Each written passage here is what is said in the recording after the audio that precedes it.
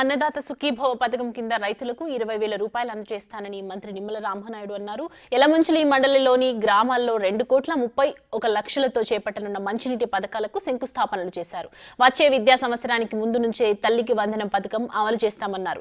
జగన్ ప్రభుత్వం రైతులకు ఎగ్గొట్టిన ధాన్యం బకాయిలు, విద్యార్థుల ఫీజు రియంబర్స్మెంట్ కూడా చెల్లించామన్నారు.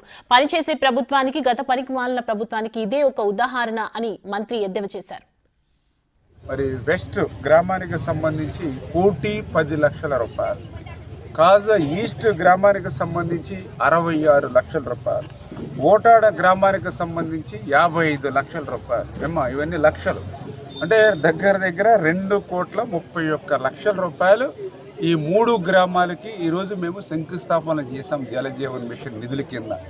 అంటే ఈవేళ చంద్రబాబు నాయుడు గారు, పవన్ కళ్యాణ్ గారు ఇక్కడ ముఖ్యమంత్రిగా, ఉప ముఖ్యమంత్రిగా ఉన్నారు, నరేంద్ర మోడీ గారు ప్రధానమంత్రిగా ఉన్నారు. కాబట్టి ఇలాంటి కష్టకాలంలో కూడా ఈ జలజీవన్ మిషన్ పెంచి ఈరోజు ఈ నిధులు తీసుకొచ్చామనంటే ఇది పనిచేసేటువంటి ప్రభుత్వం, గతంలో ఉన్నటువంటిది పనికి రానిటువంటి ప్రభుత్వం. ఈ తేడాన్ని ప్రజలందరూ కూడా గుర్తుపెట్టుకోవాలనే విషయాన్ని కూడా ఈ సందర్భంగా గుర్తించి మండలంలో ఇప్పుడు